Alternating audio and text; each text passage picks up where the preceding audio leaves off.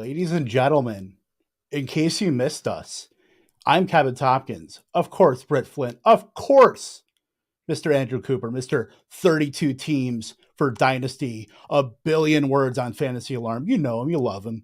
Britt Flinn, you know her, you love her. I'm here too. Don't forget about me. But you know what? It's lightning round time. Shout out to the Lightning House. We're back. And you know what? It's 2023. Let's get into it.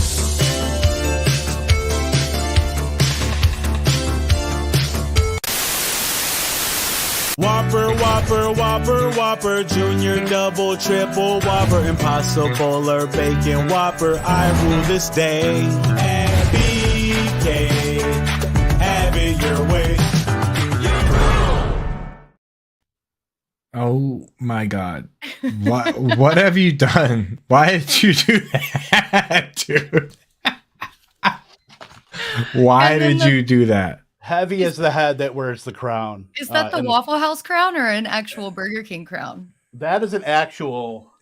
I have my Waffle House hat somewhere around. I have it right here. That's legit BK. That's old style BK. Now they're all tie-dyed. But gang, Britt, Coop, we haven't streamed since like before Christmas. How are you guys doing? I'll let Coop talk. I'm doing great, dude. Like, we're trying to get people to come back in the stream, and you play that Whopper commercial. Are you outside of your mind, dude? People, we finally just escaped it, dude. We finally escaped the Whopper commercial. Had to deal with the March Madness Capital One commercial bombardment, and you're gonna lay that on people, Kev? You know At what? At this point, it's nostalgia, and you know what? In free agency, a lot of people have had it their way, so it might be a little appropriate.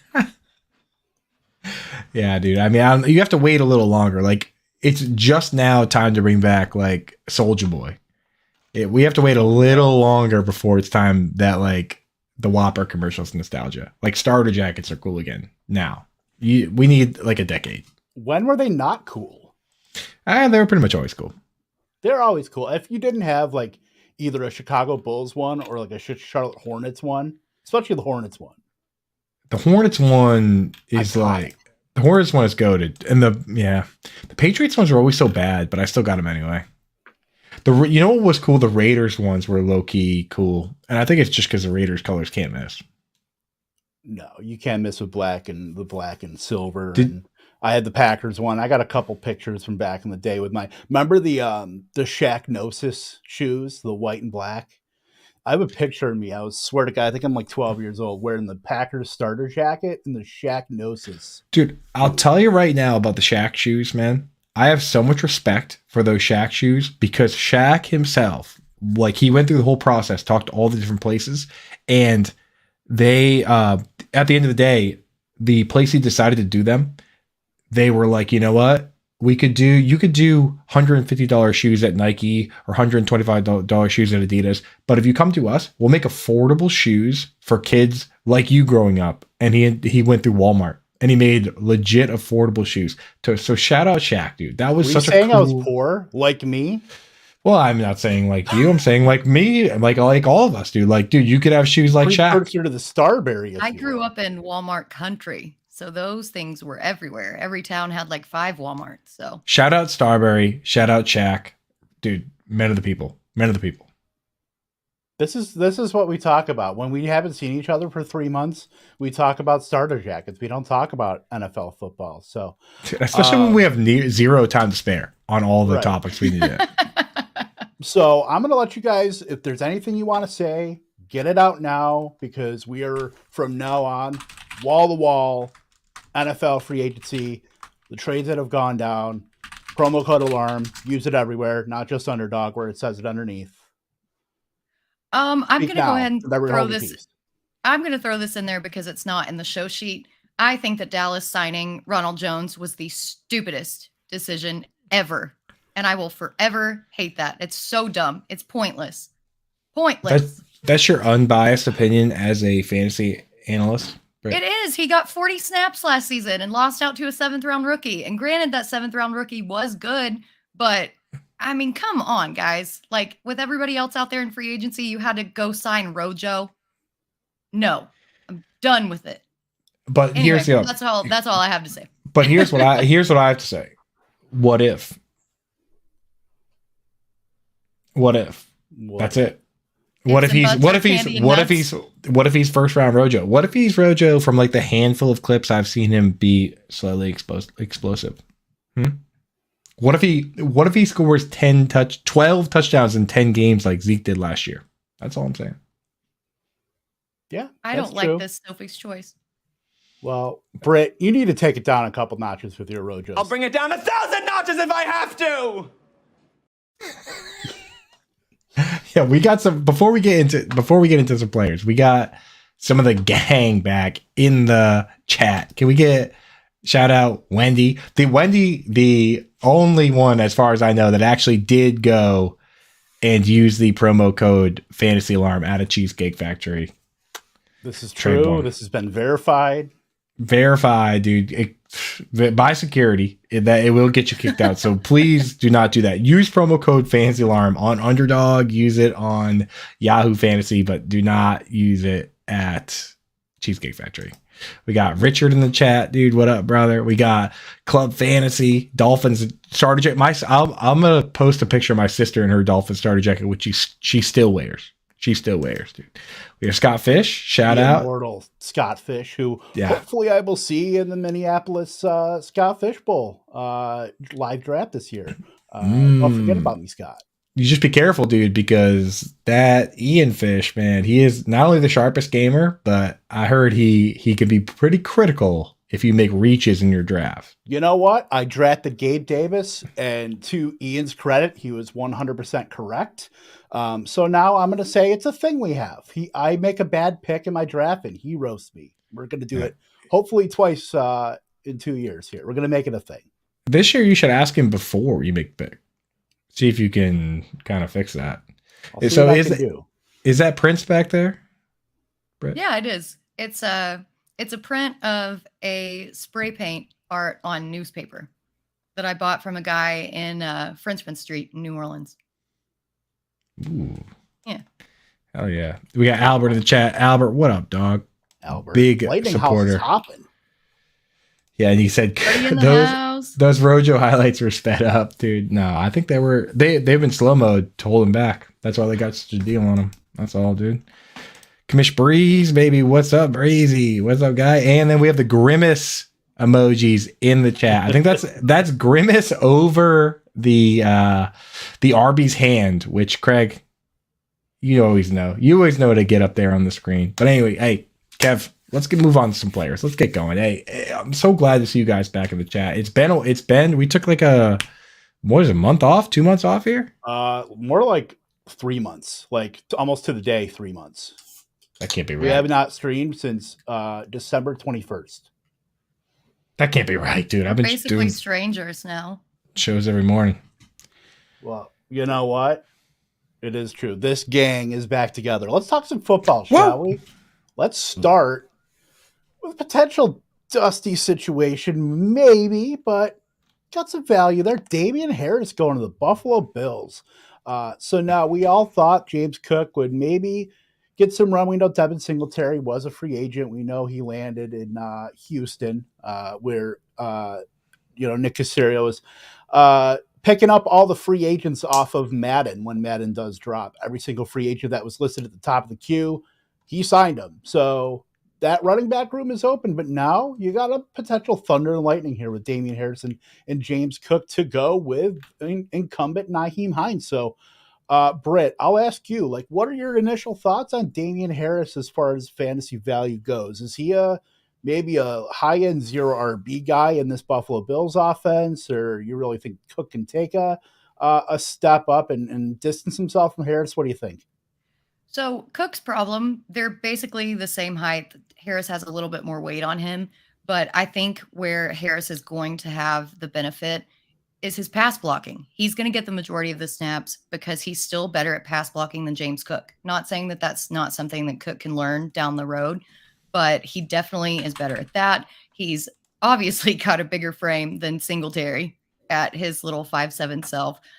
So I kind of like it. It's still going to be a muddy backfield, but Buffalo's backfield has always been muddy. So I actually kind of like that landing spot, and especially in a division that's going to be competitive, in a division that they're going to have snow games, especially later on in the year where you're going to have to run the ball a lot. I kind of really like that. The only concern that I have for him is his injury history. We've seen it a lot of the time. When you get a soft tissue injury, it can tend to linger. And if that flares up again, then I don't know, Cook could take over. But right now, I do think that it's Harris. Yeah, I'll tell you, for the most part, good for real life football. Maybe not great for fantasy football, but right now on Underdog, if you're going to go in and do these drafts, draft him over the next week or so before the rolling updates, update him and move him up, because he is free right now. So go in, grab him. The problem is, like, as we know, it's the same problem we have with the Eagles running back. It's the same problem we have probably going to be with the Bears running back, the starter. And it's that they have a pass catching back. They have a absolute goon at quarterback that can score at any point, right? And it's not just the Josh Allen like plunging it himself. It's that when they run that RPO, it's an automatic touchdown. Whoever sneaks out for the pass, whether it's Dawson Knox or Gabriel Davis, whoever it is, it's an automatic touchdown. So it doesn't always have to just be ground and pound. I like Damon Harris in that role for this team trying to win a Super Bowl for fantasy. Not going to be consistent enough. Give me best ball where he scores a touchdown, he doesn't. There you go. Yeah, that's about where I'm at with Damian Harris. Like, I think it's great for the actual NFL, but when you're looking at running backs, like where he's being drafted right now, for like big board, you're looking at the same range as like Zeke Elliott above him, Raheem Mostert, Devin Achane, Samaje Perine. Like, that's about the upper mid tier of 0 RB running backs. So I'll probably have quite a bit, because those are the guys where it's mildly, it's like the ambiguous backfield. We looked at like the James Conner and Chase Edmonds, where one of those guys had to come out for Arizona, and Conner ended up having a stud season. I would say it's an upgrade in offense where you've got to worry about Josh Allen, you've got to worry about Stephon Diggs.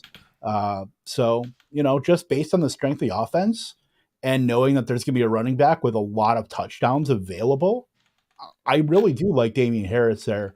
I think his price will creep up a little bit, but not too much. Maybe he'll come up to, maybe RB 40 or so, where you're going to get guys like Antonio Gibson. This is best ball we're talking about, like Deonta Foreman's, Antonio Gibson, that kind of range. But I don't mind Damian Harris at all. I've always liked him. I've thought he's a very, you're not getting much out of the passing game from him, but knowing that he's going to be in this offense with touchdowns available, I do like it. Let's stick with running backs here, and we'll hit a couple of Carolina Panthers here. Let's talk about Miles Sanders. Comes over from, Philadelphia, and now we know Carolina is not going to be the greatest of teams. They're likely drafting a quarterback, number one, unless they, to talk of David Tepper and all them wanting him. Maybe they're going to weigh their options. You only traded a boatload of everything to get up there, and now you got to think about it. But yeah, Miles Sanders, now you've got we got Chuba Hubbard there still, but I'm not liking the landing spot in Carolina too much, just because I don't think they're going to score a lot of touchdowns. I do think they're going to be one of the worst teams in the league, especially from an offensive standpoint. Defense might have to carry them a little bit, but they can only go so far. So, Coop, I know you're a big Miles Sanders guy, but the Carolina landing spot, what do you think? I love it. I think it's amazing. So you know what? Here's the beautiful thing about fantasy football, Kevin Tompkins, is that there would be no fantasy football if we didn't disagree at times, right? If everyone agreed on everything, we wouldn't even have a game to play. So I disagree. I love the spot. Here's the problem with Philly is that, sure, you could have, a good offensive line and, you can run between the tackles, and he's had over 5 yards per carry for his entire career, which if you take all the guys that have over 400 carries and have over 5 yards per carry, there's only a handful of them. I've said it a couple times this offseason, but it's literally Nick Chubb, Jonathan Taylor, Aaron Jones, Tony Pollard, Miles Sanders, and one more guy, obviously Gus Edwards for some reason. Obviously Gus, cannot forget the bus. But like, you have this guy who has been very efficient his entire career, and the issues he's had are not getting a lot of passes, which he did get a lot of passes with Carson Wentz, But with Jalen Hurts, who's a mobile quarterback, he doesn't dump it down. So you have this guy who last year, not just Miles Sanders, but including Kenneth Gainwell, Boston Scott, the whole gang, the Eagles were the bottom of the league in RB target percentage, very last out of 32. And also, Jalen Hurts himself was second in the league in carries inside the 5-yard line, only behind Jamal Williams, not second among the quarterbacks, second among any player. So he now goes to a place where he's going to get all those targets. He's going to get all those carries. I do not care how good the line is. Like, I don't care how, like, they paid him $25 million as a running back, the highest paid running back this offseason by far, one of the highest paid in the league now. So I expect them to lean heavily on this player, and I'm in. So sign me up. If the team sucks, then whatever. He'll catch a bunch of passes. Yeah, I kind of agree with you, but I also agree with Kevin a little bit. So here's the reasoning. I definitely think that Sanders has the best chance of any of these free agent running backs who have been signed so far to immediately slot into that starting role.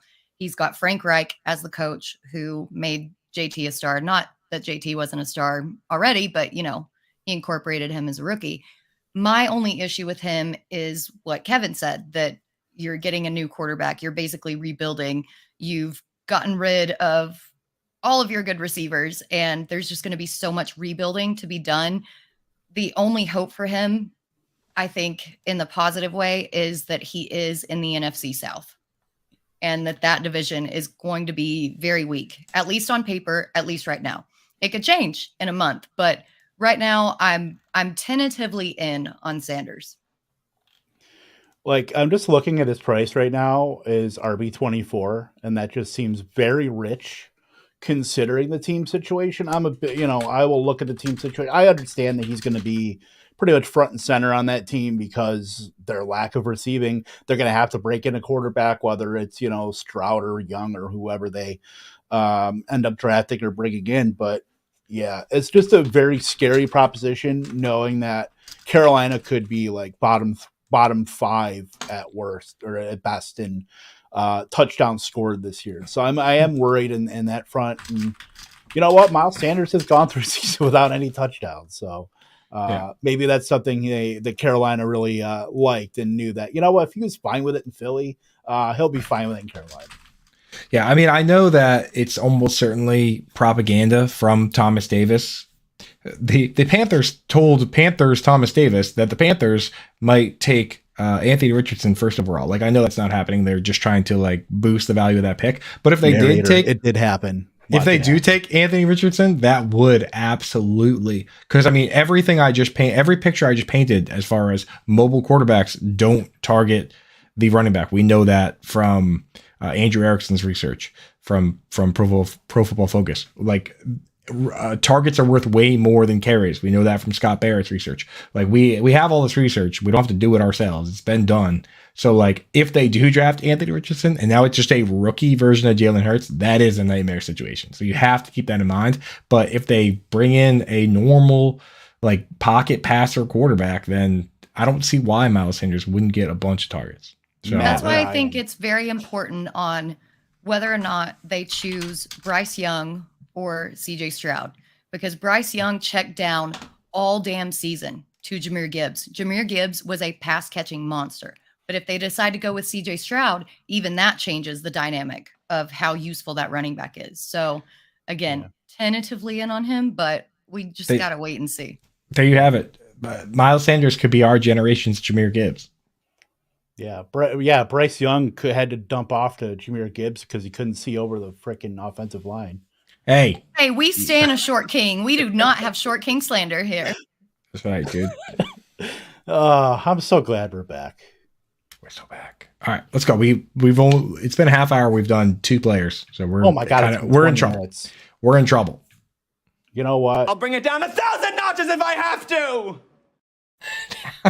I'm just gonna keep playing that one because that's the one I have. Speaking of short kings or medium kings, your boy Coop, Adam Thielen, Carolina Panther, our generation's Brandon Zylstra. With like 50 more targets, is now in Carolina.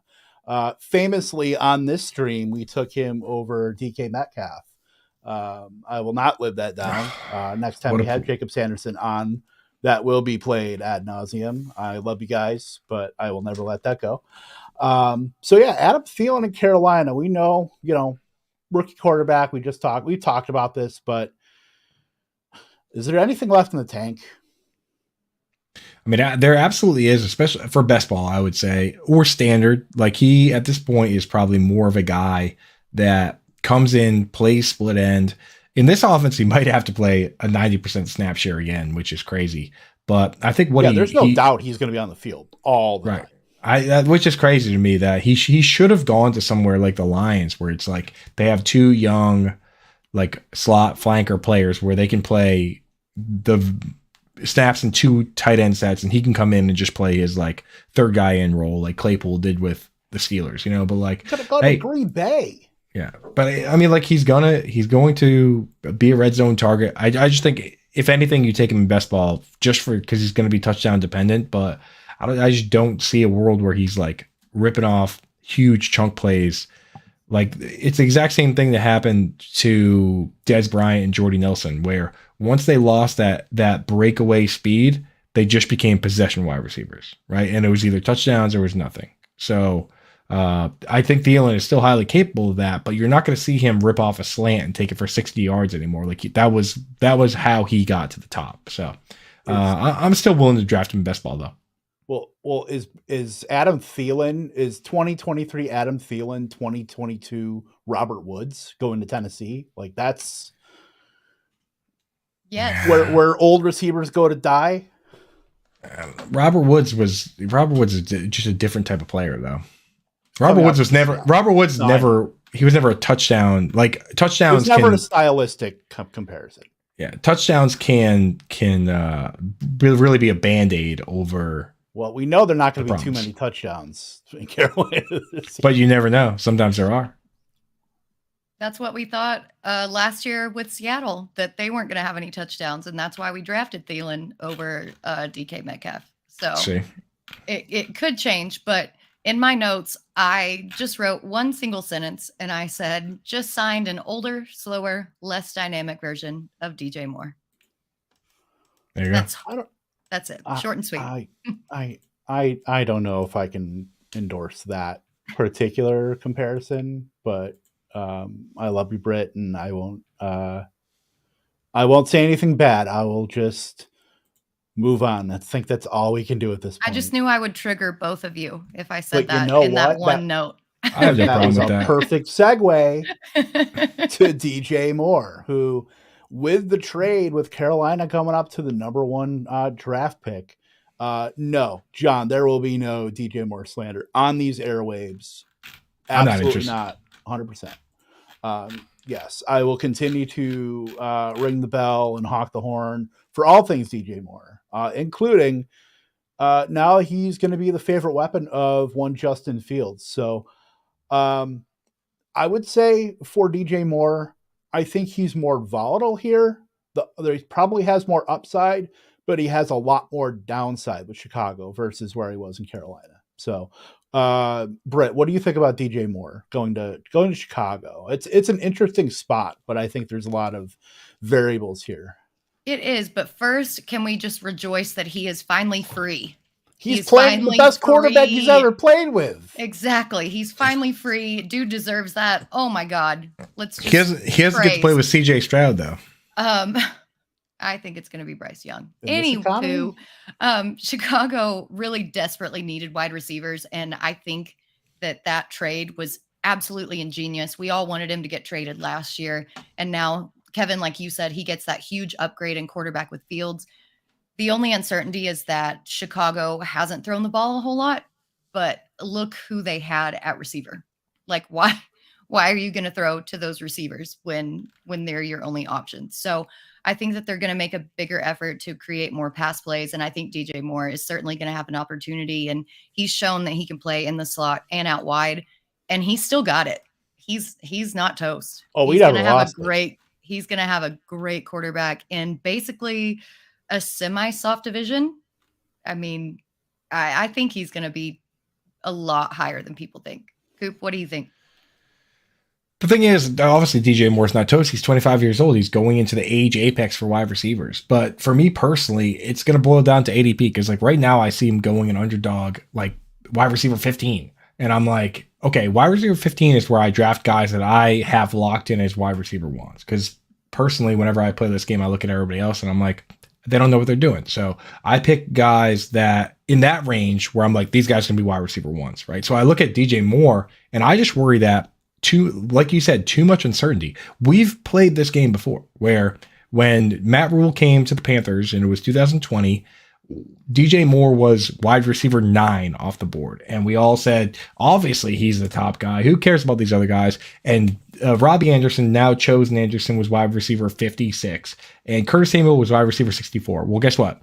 DJ Moore finished worse than both those guys. They both finished better than him in PPR. So we sat here, and not his fault. It was a scheme situation, right? But I sit here and I go, okay, we have a guy coming to a new offense that was dead last in not just pass attempts last year, but basically since they were wearing leather helmets. And now all of a sudden they're going to jump up into like the top 10 in pass attempts, and this guy's going to be a megastar. Like, I think that this is a move that's a long-term move. I have zero interest. Next to zero interest at like wide receiver 15 for this season. Like, if DJ Moore is good this year, I'll draft him next year. I have like, if anything, I'll draft Justin Fields, because if Justin Fields improves passing wise and keeps his mobility, then the guy that drafted DJ Moore doesn't win the league. It's the guy that drafted Justin Fields. What if DJ Moore is the guy Justin Fields needs? I mean, to do what? Like, what is he going to have 1,500 yards? Like, I just don't see. I mean, maybe he will. Maybe he can boost the efficiency. I'm not saying he's not going to get 1,500 yards. Well, then why would I draft him wide receiver 15? I'm a wide receiver 15. I'm drafting guys that I think can be like top 5 wide receivers. I mean, there's studs out there. I got him at wide receiver 21 here. What do you think? Like him in versus like Michael Pittman. If I can get him at wide receiver 21, I'll take him. And can I throw something out there as well? I think with their offensive line, with not re-signing David Montgomery, with still only holding on to Herbert, I think they're going to be a lot more pass-heavy offense than they have been in the past, because they're facing the Lions, they're facing the Vikings, they're facing the Packers, who all are very pass-heavy offenses. I think they're going to change their entire scheme, and I really think that it's going to change. I don't know. That's just me speculating, but I'm willing to take a chance on that guy because I believe in DJ Moore's talent. It's going to change the scheme, and then who knows what happens. Could be Darnell Mooney day. Could be Chase Claypool. I mean, we thought we had it locked down last time, and then it was the Robbie Anderson and Curtis Samuel show. If anything, it could be something like Baltimore, where they spiked their pass rate, just from like the bottom 3 to like middle of the pack. But that might be enough to at least make somebody more relevant. Now you've got, the jury's out on Chase Claypool at this point, and then you've still got Cole Kmet. You've got Darnell Mooney. It's gonna take the big leap from Justin Fields to make even one of these guys relevant. Because let's face it, nobody was really relevant last year. But that was also because they were throwing to the uncanonized St. Brown and Byron Pringle and whoever else. That's why I say just give me Fields. If I'm going to take the big leap, give me the league winning leap. I dig it. Well, you know what? Speaking of leap, somebody who will not be doing a leap, even though he was rumored to be going to this cheese-laden franchise, was Elijah Moore, who didn't go to the Green Bay, but he went to the Cleveland Browns, where, it looks like he's going to be like that slot guy now. Like, he can just stick in the slot. Mari Cooper, Donovan Peoples-Jones, David Njoku. Now you add Elijah Moore. That just happened today. So, my heart is a little bit broken that he won't be a Green Bay Packer. But, Coop, what do you think about Elijah Moore? We were talking about another run-heavy offense where now they have Deshaun Watson, though. He can support weapons, but there's suddenly quite a few mouths to feed in Cleveland with not a lot of targets to go around. Yeah, and here's the question that we get every time with this situation is and this is the misconception about slot wide receivers, because a lot of time, half the people they hear slot wide receiver, they're like, oh, this is perfect for fantasy. The other time they hear slot wide receiver and they say, oh, that sucks. John Arrington in the chat has it exactly right. He says Elijah Moore is not just a slot wide receiver. Not that he has it right and knows the future, but that is the question we have to ask. Is he just a slot wide receiver, or is he a flanker? Because there are guys, if you look at Tyler Boyd is a perfect example, who used to play slot. Then in 2 wide receiver sets, he would go and move to flanker, and he would play the whole game, right? We have guys that do that now. We have Chris Godwin, we have Cooper Kupp, we have Keenan Allen. Those type guys, they play slot in 3 wide, play flanker in 2 wide. If Elijah Moore is that guy, then his upside is huge. If he's the current Tyler Boyd, which is a Tyler Boyd that plays slot, but they have T. Higgins and Jamar Chase, and he comes out of the game, then we're in trouble, right? And I personally believe that the only hope for David Njoku is that Elijah Moore is the guy that comes off. I think Elijah Moore has more upside. Like Donovan Peoples-Jones as a field stretching type big player from Michigan, whatever he is, I don't think he's going to command a massive target share, but Elijah Moore could if he reaches his full potential. So that's a real question, and I don't have an answer for you, but we're going to keep our ear to the street. It's March now. Let's see if we can figure it out. Let's see if we can get some beat writers' attention on this and find an answer to that. And if it is the case, then we'll draft Elijah Moore. If he's just going to be Cole Beasley, then I don't care. Yeah, my concern with Elijah Moore going to Cleveland, on a personal level, rip David Bell. I really wanted him to do something in that offense. My second is that Cleveland was like kind of middle of the pack in pass attempts per game on average in the season with 31. The last 3 games of the season after Deshaun Watson came back, 26 pass attempts per game. I don't necessarily think that Deshaun Watson is football ready, that he can fit into that scheme, that Cleveland even wants him to fit into that scheme. And that really inhibits any receiver outside of Amari Cooper. And so until I kind of see a little bit of change with that, I'm not sure that they're going to evolve into anything but a run heavy team, especially with Chubb still there. So I hate that landing spot for Moore. I love him as a player, but I don't necessarily see him like going to the moon, you know? Yeah. Yeah, I don't particularly care for it as far as a landing spot, just because we know Cleveland, is certainly built up their offensive identity through, with Kevin Stefanski and Alex Van Pelt, building it through the trenches and building it through the offensive line, running it with Nick Chubb, and then passing when they need to. I mean, Amari Cooper was based, compared to what we thought he was going to be, was pretty much a revelation last year. And I don't see that changing that much, but there's just not a lot of targets to go around. I mean, DPJ was like the quintessential someone picks him up off of waivers and then drops him when they need somebody. And then somebody else picks him up. Like, he hot potatoes around your league. Like, I mean, those days are over now because DPJ is now like pretty much the 4th target in that offense. But I mean, there's still, a lot to go around. I'm not super psyched, but I think it's still a developing situation, and we got to just get some more information on what Elijah Moore is going to be in this offense, because, to what Coop said,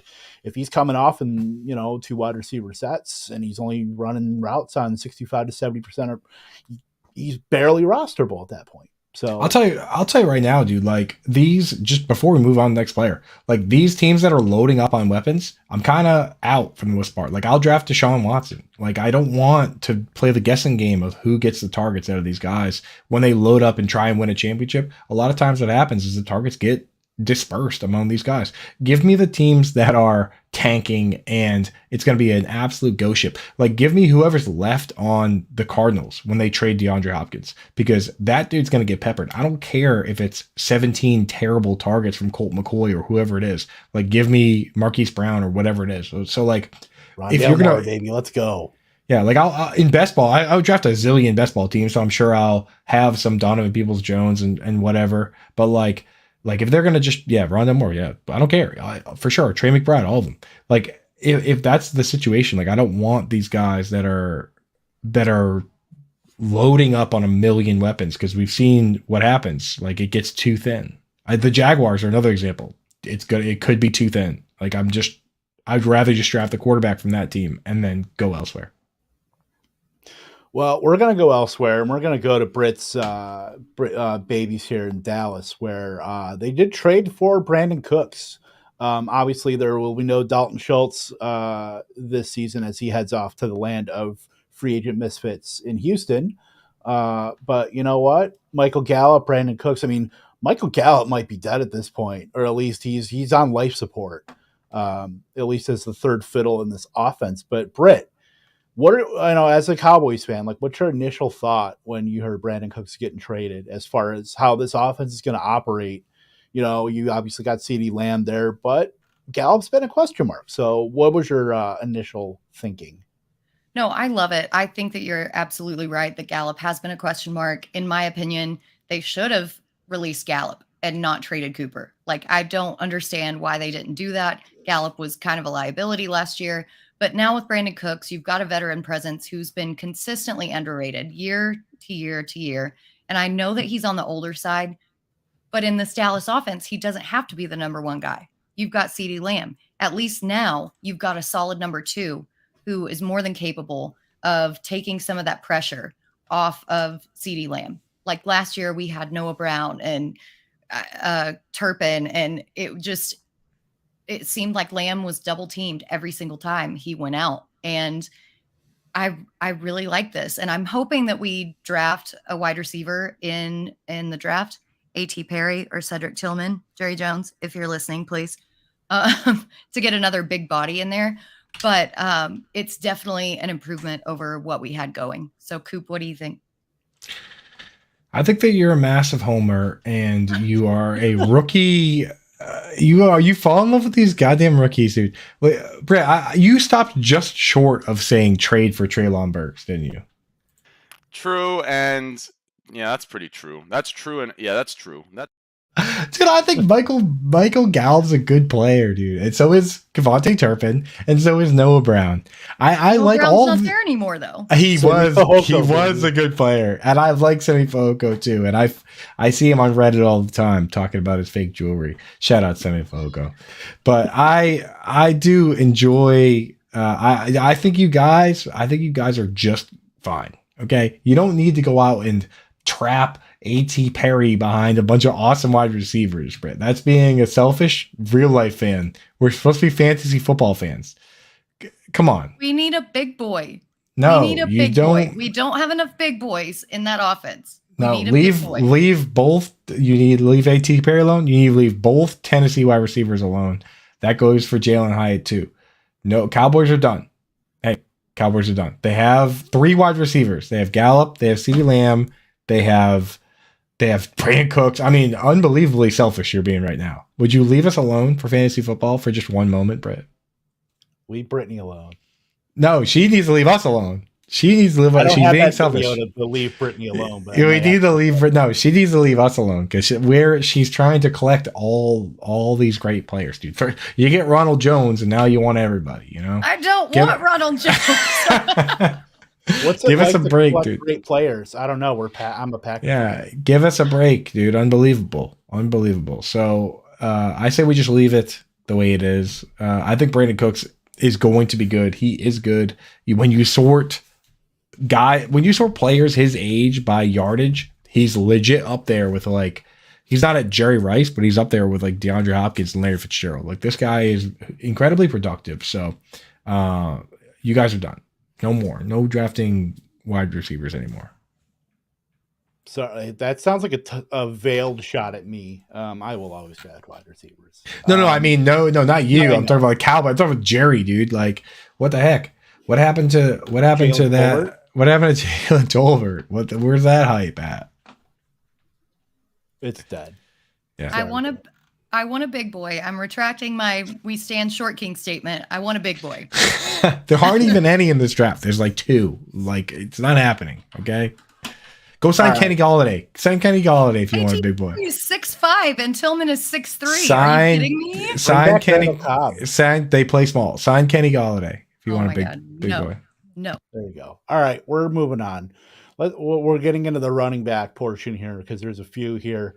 One interesting landing spot in Denver is Samaje Perine, who, with Javonte Williams possibly missing maybe a month or so of game time, Perine might come in there and actually look as a halfway decent fantasy option. Now, I don't know if that's going to be like a thunder and lightning kind of thing in Denver with Sean Payton or whatnot, but I mean, all the veterans are gone. The Mike Boone is gone. The Latavius Murray is gone. So right now it's Samaje Perine and like Tyler Beatty. So if Javonte Williams misses the start of the season, it's Perine's backfield. I mean, I don't hate it. He balled out. He looked better than Joe Mixon for most of the time in Cincinnati when he was on the field. So, Britt, what do you think about Perine here in Denver?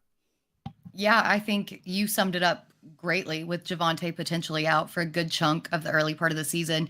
And maybe about a month ago, we kind of heard rumblings that the injury to his knee was more severe than we were led to believe. So he could be out even longer than that.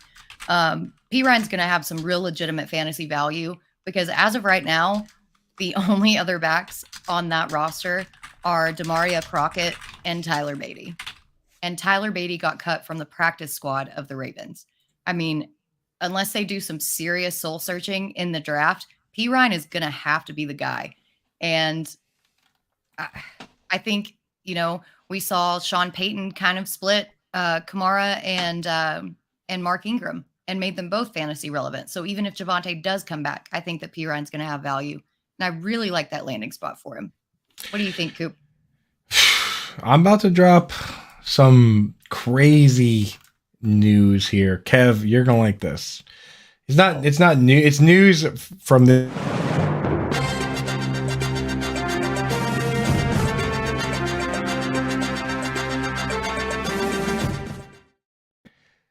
believe it or not, believe it or not, I look around and I see a lot of great targets for a little strategy invented by Sean Siegel in 2013 called the zero RB strategy. Kev, have you heard of such a strategy? Tell me more. I'm intrigued. Well, it's kind of a risky strategy, usually used by fools. But this particular year, I look around and the whole idea is you don't draft a bunch of wide receivers. You don't draft running backs early. You wait, and then you take a mishmash, a hodgepodge, the island of misfit toys of wide receivers, of running backs, where it's like some that you can use early that start in your lineup, and then you have a bunch of like high risk guys that you're hoping can blow up, right? This year, I look at Samaje Perine, especially with Javonte Williams coming back later, and saying, I could probably grab this guy and start him right away in my lineup. It's not just Sean Payton. Joe Lombardi, when he was, everyone knows he was the offensive coordinator for Austin Eckler, just firing the ball at him. But when he was the offensive coordinator for the Lions in 2014, they threw the ball to the running back 156 times. Joique Bell and Reggie Bush before he got hurt, and Theo Riddick, like just firing the ball at the running back. So I could absolutely get on board with that. And there's a few of those guys that are out there. That if we can, because I know we're kind of crunch for time, if we could jump to the next one, I don't see why Jamal Williams wouldn't be a zero RB target. Kev, is that the kind of guy that you target to start at the beginning of your year? Yeah, I mean, we know what he is at this point. We know he can churn yards. We know he's like the greatest showman in NFL history. And awesome. You know what? He really is, though. Like, if I needed somebody in like my trivia team to do Pokemon, like Jamal Williams is that dude, like 100%. If I needed RB 4 or 5 to, get me through, some tough times where maybe I got some rookie running backs waiting to get some work in, yeah, sign me up for Jamal Williams. Like, he is like he is the like poster child of zero RB at this point, because he is what he is. We know, they're going to get a lot of carries out of him. I mean, he's probably going to be getting at least 150, 175. You can kind of pretty much put that in pen. Sign me up for all the Jamal Williams. I have a question. This year, with so many running backs in that quote unquote running back dead zone, where does that zero RB start?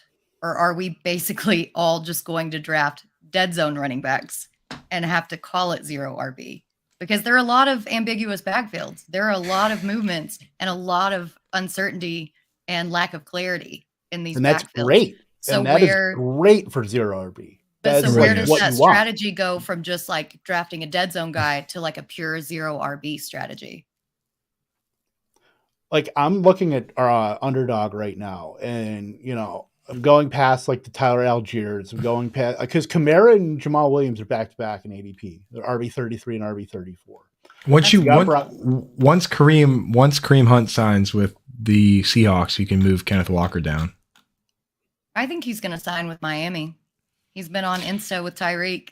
Ooh, I guess I did see that actually. That'd be good. That'd be actually a terrible spot. Yeah, our generation, Sony Michel, pretty much. Yeah. But anyway, I was just throwing some sauce on the fire. Just want to throw in that dead zone, but it starts pretty early. Zone, yeah, that dead zone is definitely creeping further and further. Like we still have some clarity where Zeke Elliott going to sign. We still have all these landing spots for all these rookies. Zeke is going to come back to Dallas. That's what's going to happen. It's so crazy. It's so crazy how cheap you can get some of these like clear, obvious bell cow backs like Dalvin Cook and Joe Mixon and Miles Sanders. Wilson, they paid him more. There you go. Why is Joe Mixon going like behind Javonte Williams? That makes 0 sense. 0.0. Because of all the rumors that Cincinnati's going to cut him.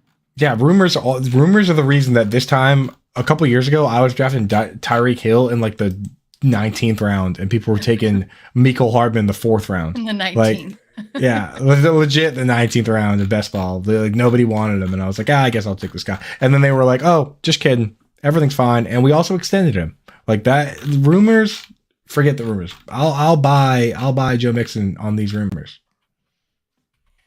Yeah, I mean that's where you can get the best bang for your buck. Honestly, is getting these ambiguous backfield guys, and then once they start landing in, in spots, then you're getting value. Like look at a guy like Christian Watson, who now he's a running back, but he was getting drafted in like the 19th round at this time, and then he started getting buzz. Like that's like if you're drafting this early, if you're enough of a degenerate to be drafting on March 22nd or even like in February, like I really haven't drafted that much, honestly, but I will be starting very soon. We have a lot of things to get to here, so let's just kind of rapid fire some of these. Do we really need to talk about David Montgomery here? With DeAndre Swift there. Is it? I'll just say it's a mess and move on. His upside is being this year's Miles Sanders from last year, where he had but he could be better. He could be better because the quarterback's not going to steal touchdowns at least. He could be this year's Zeke. And I will go to another running back. This is probably the running back I actually like the most. I really like Samaje Perine's landing spot. I do like Damian Harris. I like if he can stay healthy, Rashad Penny in Philadelphia can be like just one of the best picks in the draft, like in your best ball draft. The problem is all the caveat. That's all the caveat. If he can stay healthy, and then it's a fine landing spot, but that backfield is muddy as hell. I don't want any part of it. I hate it. He got $1.3 million. Scott only plays the Giants twice, so Boston Scott got paid more money than Rashad Penny. Well, what? Double. Yeah. Honestly, I will say, all right, let's move on. But I do look forward to Rashad Penny catching his first pass ever.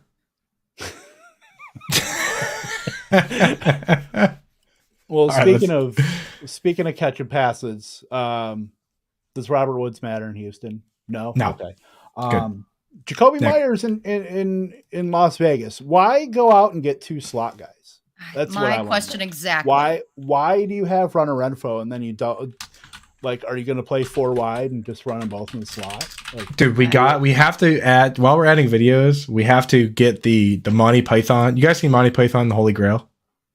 Yeah. 20 years ago, but yeah. We got to get the clip of them going, the Holy Grail. And the French guys are like, we already got one. Like that is the perfect one for this one. Like Jacoby Myers, and they're like, we already got one, Hunter Renfrow, and then it's like, whatever, just bring him in. Like that's literally, we already got one. I thought it's like it's literally like you're sitting there with 2 Charizards, and you trade your Blastoise in Darren Waller. They should have traded one of their Jacoby Myerses. They had 2 of them, right? Now they're sitting there with. I'm not interested, not in the least. Well, I don't know. I want to know how, because I don't think I've talked to you about this move to your Patriots, Juju Smith-Schuster. Yeah, that's great. I mean, it's great. He's gonna be exactly fine for fantasy. Like he's going to be the safest, most boring pick ever. So like if I'm trying to win $1 billion on Underdog using promo code ALARM, then I'm not going to pick Juju Smith-Schuster because I don't see a world where he comes out and has 1,500 yards or whatever, the mega breakouts do. But I mean, the floor is I don't see a world where he doesn't get at least Jacoby's targets, if not more. Right. Yeah. I have a problem with Juju going to New Richard England. knows what I'm talking about. Your mother was a hamster and your father smelt of elderberries. I love perfect. that. We're nerds. Yeah. But I just kind of think that Juju was like a worse replacement for Jacoby Myers. And even in Kansas City's offense, he still only got 101 targets. New England's a little bit more run heavy than Kansas City. I don't see it. I mean, he's fine. I think you're right, Coop. Like he's fine, but he's not exciting. They just don't have a Kelsey. So it's like, I just don't see where he doesn't get 100 targets. Like you don't think with Gesicki there that Gesicki's fine. It's going to eat it? Well, because Gesicki's going to play slot, but Juju's going to move to flanker for those snaps. It's like that's just how it goes in this offense. Like his floor is 90 targets and his ceiling is 91. Like, now it's he's just being a homer. He's so now locked he's being in. A homer. No, I'm just saying that like the floor is the ceiling. Right, you're just like it's like Star Wars where the thing just closes on you in the trash compactor. Like he's in there. That's where Jacoby Meyer. That's where Juju lives now, and you're gonna get exactly those targets, and you're gonna like it. I'm a little more interested. I just wish they had somebody that wasn't like slow and plotting. Like their offense right now is like it's running at like, if you're going to listen to this podcast, by the way, on Spotify or anywhere else you get your podcast, it's like listening to a podcast in like 0.5 speed. That's pretty much how the New England Patriots run their offense. So like anybody with juice, I mean, Tyquan Thornton, I guess, if you want to, call out some athleticism and maybe Gesicki, but I had some high hopes for Mac Jones and with Bill O'Brien now back, but like, it's like the thing from Big Dad. We wasted the good surprise on you.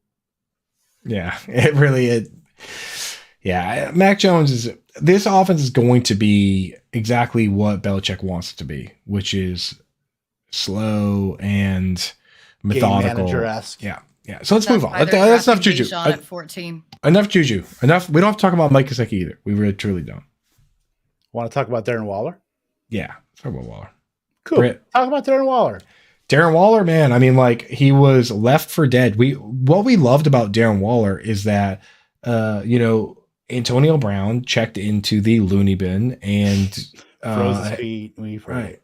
And Henry Ruggs went off to join the chain gang. So he backdoored his way into targets. Well, I mean, like that's what happened. Is that not what happened? Like it is what happened. That dude funny. Got kicked off. That dude Antonio Brown called the GM a cracker. Call the cracker, yeah. It's like, and then Coop's greatest hits. I mean, that's not what happened. So that's how he was getting 17 targets a game. And then when Davante Adams comes to town and the offensive coordinator sits there and says, who's going to get 17 targets a game? Now it's Davante Adams. So he escaped out the back door of whatever this weird plan Josh McDaniels has. And now he gets to be a focal point of an offense. So like he could get hurt, which he has before, but I'm not going to play that guessing game. And Daniel Jones could be bad, which he pretty much is, but you have to at least try and bet on the possibility that he throws more than 15 touchdown passes, which last year he threw 15 touchdown passes and they gave him $160 million.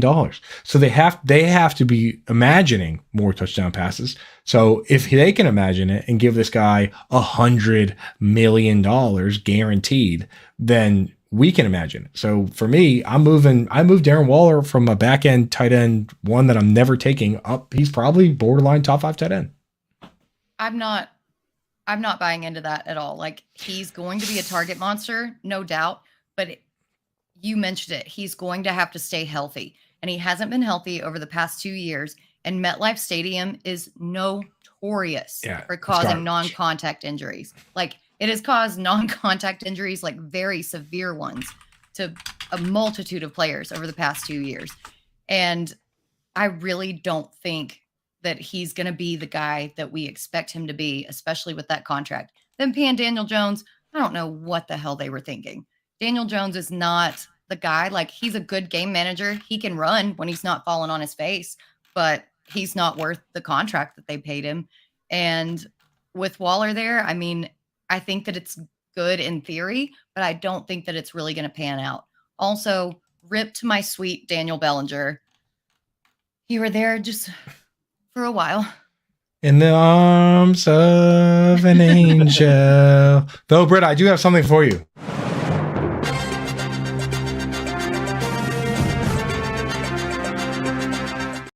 Some dude on Reddit got a picture from his friend of the Giants field where they're replacing all the turf at MetLife Stadium. I'm not sure if it's going to be a new turf or grass. That, but I will believe it when I see it. Yeah, I saw it already. I just broke the news. No, but I mean, I will believe I saw it on the internet. The efficiency of how it actually in gameplay when I see it.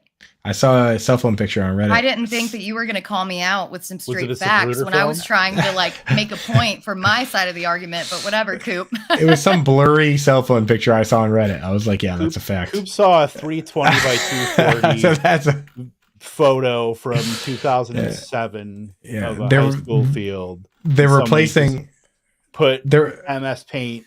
No, I really did hear that they were replacing it because there were so many like lawsuits and player safety things, but how well are they going to replace it though? I saw the Zapruder film. They were replacing the turf with grassy knoll. Grassy knoll. The book, John Mayer's in the book depository. That's right. Yeah, they're depositing the new grassy knoll there right now, dude. But the sod father is in charge. Yeah. Like I'm looking at the weapons right now, like. If anybody needs like a big time weapon, but I'm just going to reuse the we wasted the good surprise on you because you're going to get a big weapon for Daniel Jones. Like we kind of know what he is, but the Giants still have hope that he can be like a lot more. And I feel like we all know what he is. And the Giants are like the last one, like not in on the joke. Yeah, dude, that's the scary thing is that what if, it's like that Tannehill deal that Miami gave him. Like we knew it wasn't gonna last. Well, even it's like the thing is with like the Titans too. Like, what if Mike Vrabel is just a really good coach, and that has papered over the fact that he had a mediocre quarterback? And what if Brian Daboll is a really good coach, and that's papered over this quarterback situation? I think they should have brought in competition. They should have at least tried to see, because here's the thing: Andy Reid's a very good coach, and Alex Smith was a back-to-back Pro Bowl quarterback, but they still took Patrick Mahomes. And after a Pro Bowl season that was equally as good, better than Daniel Jones's, and equally as good as Jared Goff's, they sent him away. Like same with Carson Wentz. They had Carson Wentz. They still took Jalen Hurts, and Carson Wentz. They gave him $1 billion. And they sent him away. And the Patriots did the same thing with Tom Brady and a 10-year, $100 million Drew Bledsoe. Like, you still got to take those chances. So for them Daboll's done every single thing right, except for I don't like the idea of just committing to this guy who just last year you had the option to pick up his 5th-year option, and you looked at all the tape and everything you knew about this guy and said no. And then this year you turn around and say, Well, he threw 15 touchdown passes, so we have to sign him up forever. Like, I hate that. I truly do hate that, dude. Like, you have competition. Celebrating mediocrity. Right. And there's competition all the time at every position except for this one and maybe long snapper. Like, you have to, like, why not do competition, right? Josh Rosen, Kyler Murray, the Cardinals didn't care. Don't settle. Don't settle.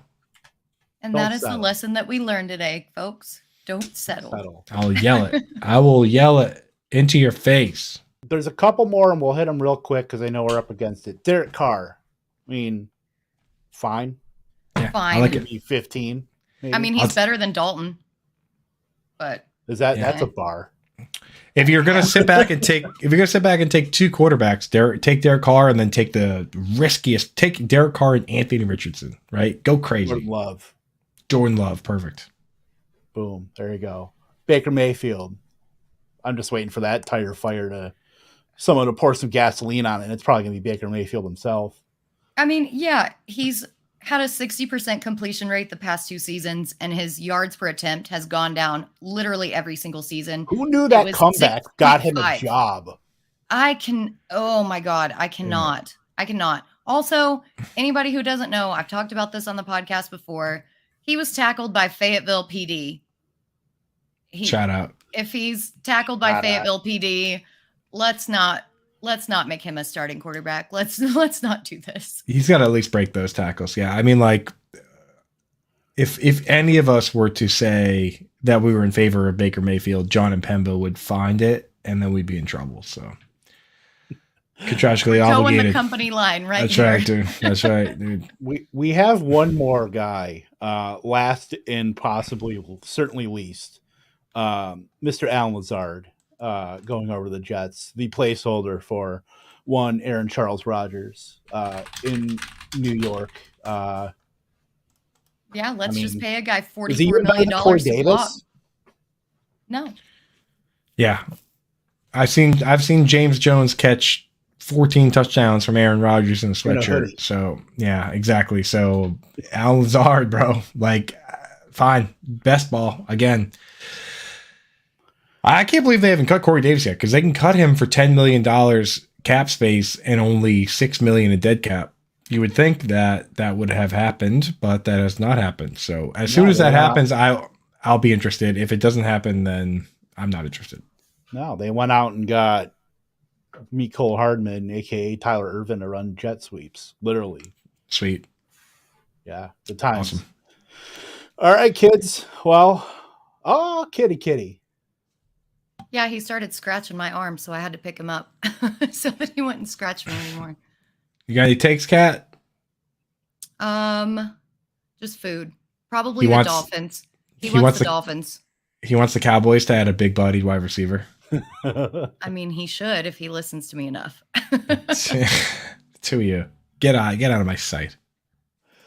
All right, kids. Well, you know what? We're going to be doing a best ball. We're going to get back into our drafting shoes. So get those going. Because we are going to, speaking of cats, Scampers is missing this, by the way, with the cat. He did like the tweet.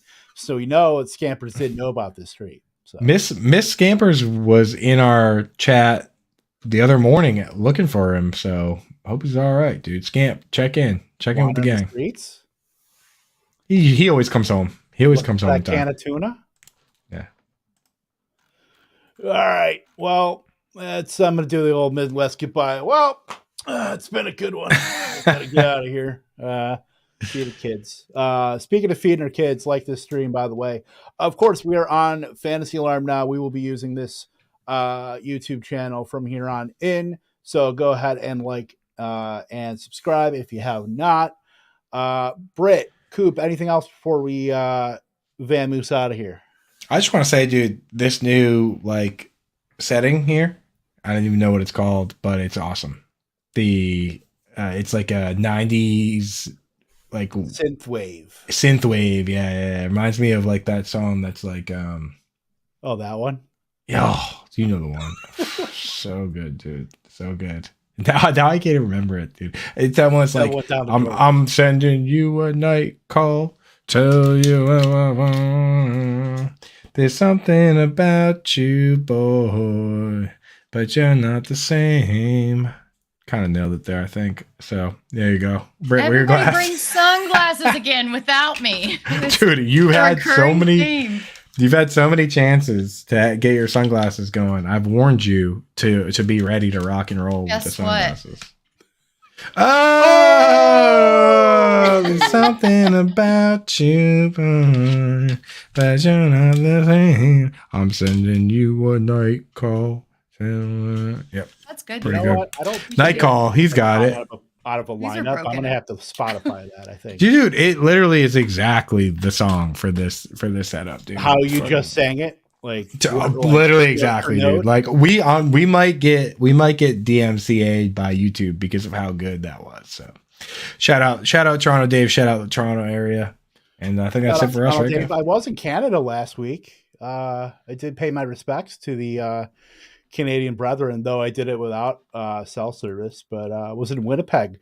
Went to the AEW wrestling show up there in Manitoba. Got my all dressed chips. Hell yeah, dude. Right. Fire up the engines. Yeah, spent an hour and a half in Canadian Customs. Good times. Oh, cool. Right. They just want to know where I was going. It's okay. You know, they stop celebrities all the time, so it is what it is. It was so good having everybody back, having the show. Dude. Shout out to the chat, dude. Thanks for joining us, gang. There's so much left to talk about, like the draft coming up. Like we still have more free agency moves to talk about. Yep. ADP moving an underdog. So much to talk about before the season even starts. Yep. For all the love, we'll be hating each other next week. This time, same bad channel when we're drafting. I'm telling everybody that we're drafting Elijah Moore, and Coop makes me draft like I don't know, Raheem Blackshear or something. I couldn't think of anybody. This is the year. This is the Blackshear year. This is all right. We're out of here. For Britt, for Coop, I'm Kevin Tompkins. It's Toodles time. Toodles.